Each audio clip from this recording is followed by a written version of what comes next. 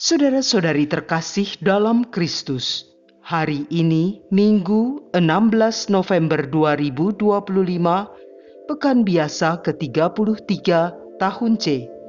Bacaan dibawakan oleh Patricia Yuwono dan Margareta Ivon. Mazmur dilantunkan oleh Agustinus Ronald dan renungan ditulis oleh Vincentia Mariati. Selamat menekuni sabda Allah. Mari berziarah dalam pengharapan untuk dunia yang lebih baik.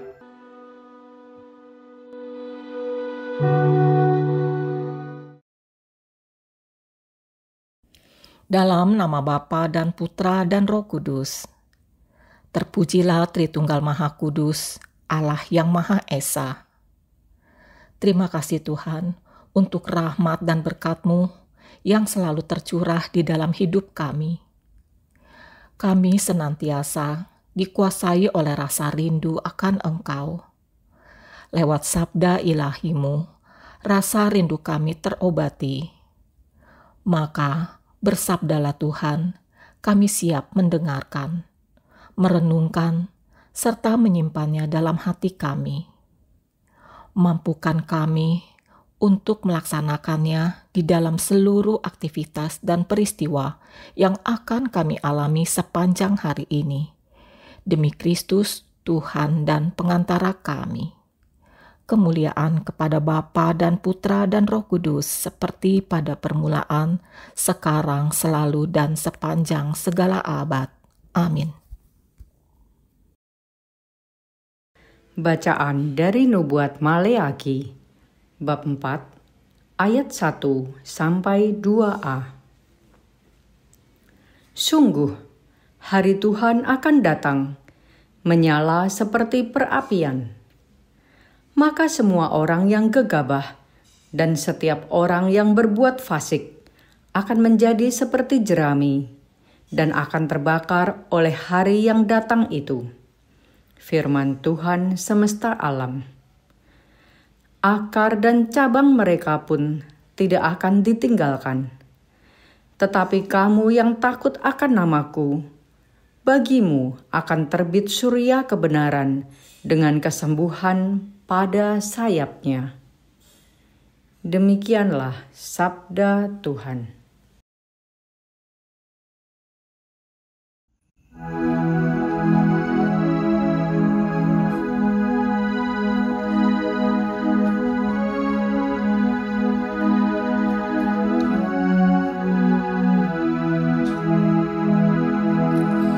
Tuhan datang untuk mengadili bangsa-bangsa dengan kebenaran.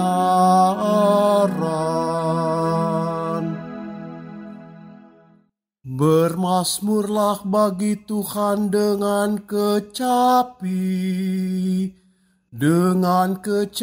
dan lagu merdu, dengan nafiri dan sangkakala yang nyaring. Bersorak-sorailah di hadapan Raja, yakni Tuhan. Tuhan datang untuk mengadili bangsa-bangsa dengan kebenaran.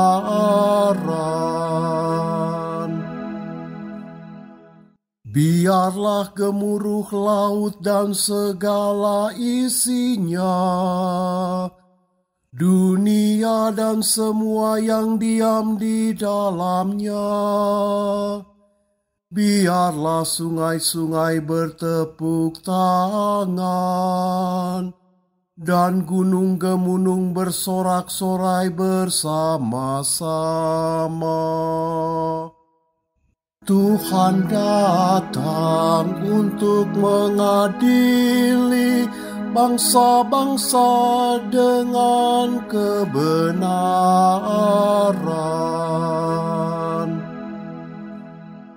Biarlah mereka bersorak-sorai di hadapan Tuhan, sebab Ia datang untuk menghakimi bumi. Ia akan menghakimi dunia dengan keadilan dan mengadili bangsa-bangsa dengan kebenaran. Tuhan datang untuk mengadili bangsa-bangsa dengan kebenaran.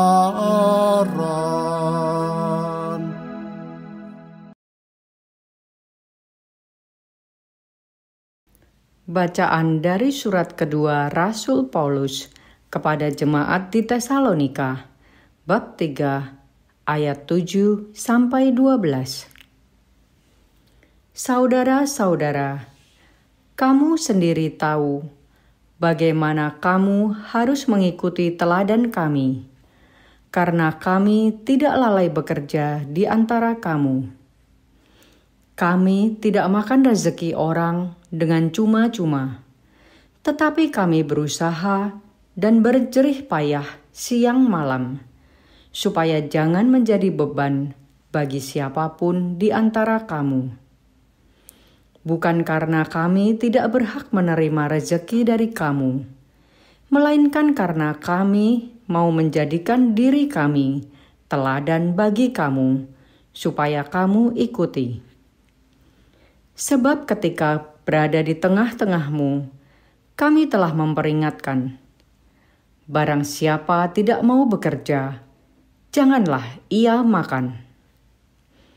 Kami katakan ini karena kami dengar bahwa ada orang yang tidak tertib hidupnya dan tidak bekerja, melainkan sibuk dengan hal-hal yang tidak berguna. Orang-orang yang demikian kami peringatkan dan nasihati dalam Tuhan Yesus Kristus, supaya mereka tetap tenang melakukan pekerjaannya, dan dengan demikian makan dari hasil jerih payahnya sendiri. Demikianlah sabda Tuhan.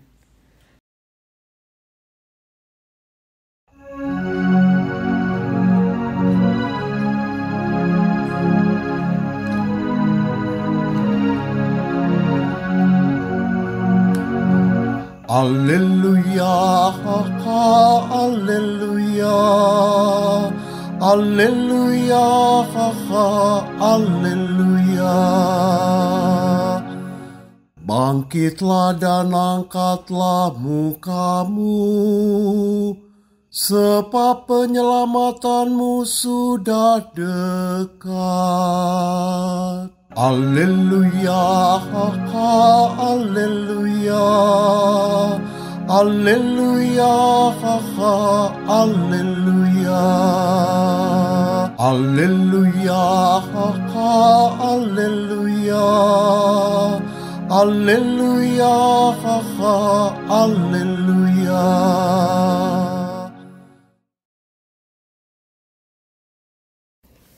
Inilah Injil suci menurut Lukas, bab 21 ayat 5-19. Sekali peristiwa ketika beberapa orang berbicara tentang bait Allah dan mengagumi bangunan yang dihiasi dengan batu yang indah-indah dan dengan berbagai barang persembahan, berkatalah Yesus, "Akan datang harinya segala yang kamu lihat di situ diruntuhkan, dan tidak akan ada satu batu pun dibiarkan terletak di atas batu yang lain." Lalu murid-murid bertanya kepada Yesus, "Guru, bila manakah itu akan terjadi? Dan apakah tandanya kalau itu akan terjadi?" Jawab Yesus, "Waspadalah, jangan sampai kamu disesatkan. Sebab banyak orang akan datang dengan memakai namaku dan berkata, 'Akulah dia,' atau 'Saatnya sudah dekat.' Janganlah kamu mengikuti mereka. Dan bila kamu mendengar tentang perang dan pemberontakan, janganlah kamu terkejut. Sebab semuanya itu harus terjadi dahulu, tetapi itu tidak berarti kesudahannya akan datang segera. Kemudian Yesus berkata kepada mereka, "Bangsa akan bangkit melawan bangsa, dan kerajaan melawan kerajaan. Akan tetapi gempa bumi yang dahsyat, dan di berbagai tempat akan ada penyakit sampar dan kelaparan. Dan akan terjadi juga hal-hal yang mengejutkan dan tanda-tanda yang dahsyat dari langit. Tetapi sebelum semuanya itu, kamu akan ditangkap dan dianiaya. Karena namaku, kamu akan diserahkan ke rumah-rumah ibadat, dimasukkan ke dalam penjara, dan dihadapkan kepada raja-raja dan para penguasa. Hal itu akan menjadi kesempatan bagimu untuk bersaksi. Sebab itu, tetap teguhlah di dalam hatimu. Jangan kamu memikirkan lebih dahulu pembelaanmu. Aku sendirilah yang akan memberikan kamu kata-kata hikmat, sehingga kamu tidak dapat ditentang atau dibantah lawan-lawanmu. Kamu akan diserahkan juga oleh orang tuamu, saudara-saudaramu, kaum keluarga, dan sahabat-sahabatmu, dan beberapa orang di antara kamu akan dibunuh. Karena namaku, kamu akan dibenci semua orang. Tetapi tidak sehelai pun dari rambut kepalamu akan hilang. Kalau kamu tetap bertahan, kamu akan memperoleh hidupmu." Demikianlah sabda Tuhan.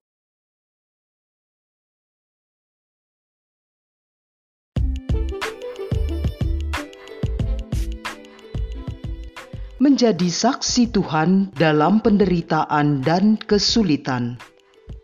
Renungan dibawakan oleh Vincentia Mariati.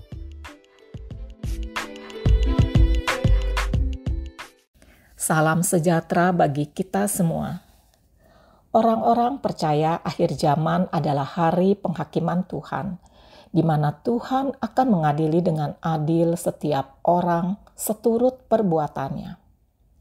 Reaksi orang pun bermacam-macam.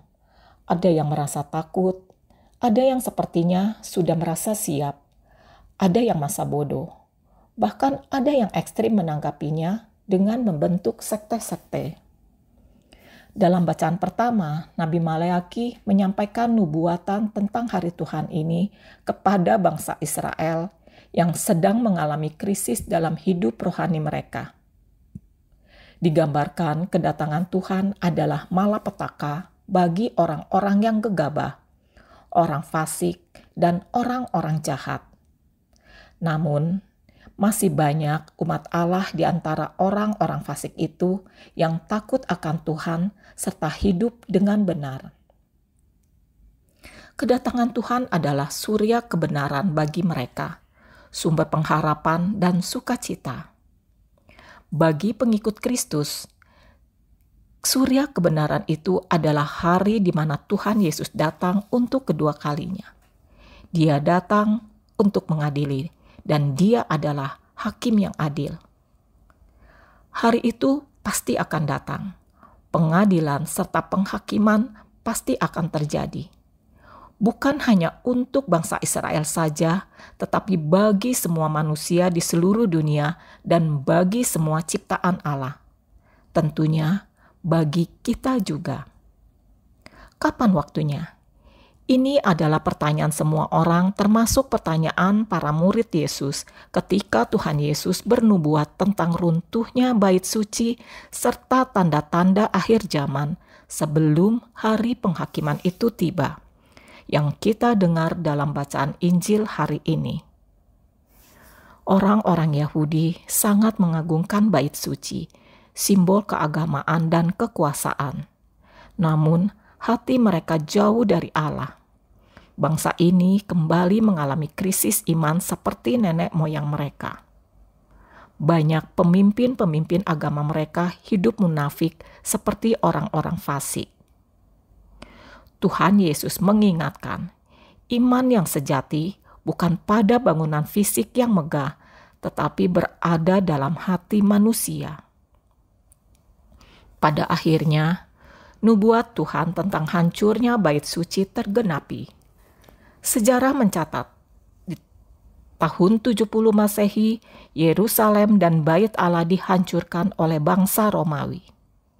Inilah tanda bahwa rencana keselamatan Allah bukan berada pada bangunan fisik, melainkan berada pada Kristus sendiri. Yesus Kristus adalah bait Allah yang sesungguhnya. Pondasi iman harus tertanam dalam Kristus, bukan dalam pondasi bangunan fisik.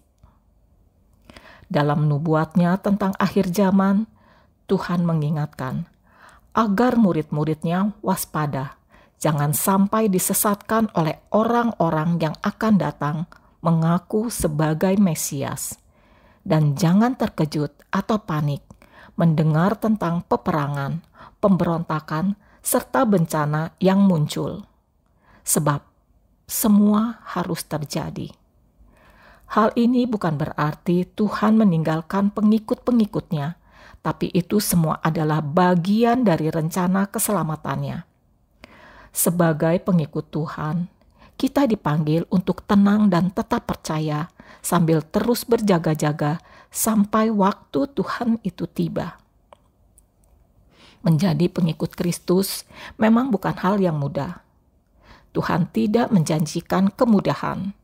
Setiap orang yang mau menjadi pengikut Tuhan harus memikul salibnya. Para murid Tuhan dan pengikut Tuhan akan mengalami penolakan, pengkhianatan, dibenci dan dianiaya. Namun, situasi itu adalah kesempatan untuk bersaksi. Iman sejati teruji melalui penderitaan. Setia pada Kristus mungkin membawa kesulitan, tetapi juga menjadi sarana pewartaan Injil Tuhan. Lalu, apakah Tuhan membiarkan saja murid-murid dan pengikut-pengikutnya menderita? Jawabannya tidak. Tuhan Yesus berkata, tidak sehelai pun dari rambut kepalamu akan hilang. Kalau kamu tetap bertahan, kamu akan memperoleh hidupmu. Tuhan melindungi umat-Nya. Mungkin secara fisik menderita, tetapi jiwa kita aman dalam tangan kasih Tuhan. Ketaatan iman membawa pada keselamatan sejati. Tuhan akan mengadili kita dengan adil. Mari kita berdoa. Allah yang Maha Kuasa, Allah pencipta langit, bumi, dan segala isinya. Hanya Padamu kami menyembah dan berserah. Kami mengucap syukur dan berterima kasih atas setiap kesempatan yang Kau berikan kepada kami untuk melakukan pertobatan atas dosa-dosa dan pelanggaran-pelanggaran yang kami lakukan, baik dengan kesadaran maupun yang tidak kami sengaja.